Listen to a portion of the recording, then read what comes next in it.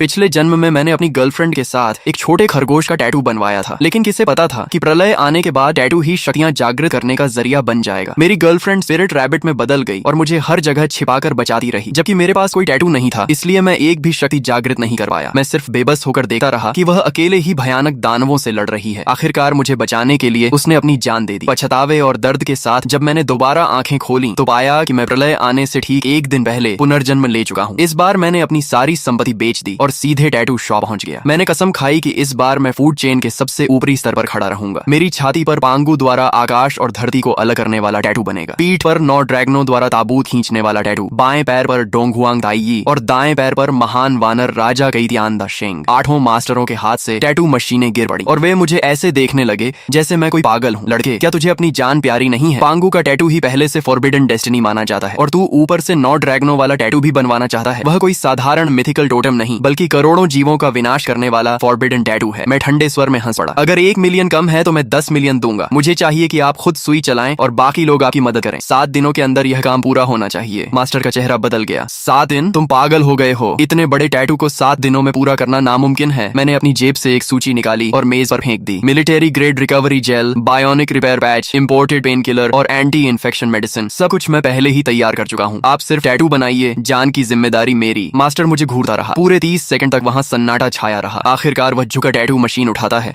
और भारी आवाज में कहता है, ठीक है, मैंने पूरी जिंदगी देवताओं के टैटू बनाए हैं, लेकिन तुम्हारे जैसा पागल कभी नहीं देखा। ये काम मैं स्वीकार करता हूँ। 3 दिन बाद जियांगजो शहर के बाहरी इलाके की गहरी पहाड़ियों में ब्लैकस्टोन नाम के एक परित्यक्त भूमिगत बेस में, यह जगह ऊपर से देखने पर शीत युद्ध के समय का एक पुराना एयर रेड शेल्टर लगती थी। बाद में इसे एक हेवी सिक्योरिटी प्रिजन में बदल दिया गया था, लेकिन मैं जानता था कि इसकी असली पहचान क्या है। यह पुराने युग का सील किया हुआ अंडरग्राउंड कमांड सेंटर था। इसकी मुख्य संरचना, एनर्जी वेल, वेंटिलेशन टनल और वाटर स्टोरेज सिस्टम आज भी मौजूद है। मैं यहाँ जंगल में नया ठिकाना बनाने नहीं आया था, बल्कि इसे दोबारा चालू करने, मजबूत बनाने और इसकी फायर पावर सिस्टम को बहाल करने आया था। इन 3 दिनों में मैं केवल एक बार ब्लैकस्टोन बेस गया। मैंने कॉन्ट्रैक्ट साइन किया, संरचना की जांच की और यह सुनिश्चित किया कि एनर्जी वेल तथा वेंटिलेशन सिस्टम अभी भी काम करने लायक है। बाकी सारे काम मैंने अपने वकीलों और कंस्ट्रक्शन टीम को सौंप दिए। मैं, जो पूरे जियांगजो में सबसे बड़ा फिजूल खर्च अमीर माना जाता था, सिर्फ इसे खरीदना नहीं चाहता था, बल्कि इसे पूरी तरह बदल देना चाहता था। मैंने बिना हिचकिचाए कॉन्ट्रैक्ट पर हस्ताक्षर किए और आदेश दिया, देश की सबसे बेहतरीन सिक्योरिटी कंस्ट्रक्शन टीम से संपर्क करो। 10 दिनों के भीतर मुझे यहाँ ऐसी प्रलयकालीन फोर्ट्रेस चाहिए जिसमें एक मक्खी भी घुस न सके। 5 मीटर ऊंची मिलिट्री ग्रेड अलॉय वॉल, करोड़ों टन दबाव झेलने वाला blast proof gate, top level ecological circulation system और नीचे सील की गई एनर्जी अलॉय फैसिलिटीज, सब कुछ रिपेयर करके दोबारा चालू किया जाए। मैंने 100 मिलियन नकद निकाल दिए। 10 दिनों के भीतर पूरा पैसा ट्रांसफर कर दिया जाएगा। पैसों की चिंता मत करो, मैं 3 गुना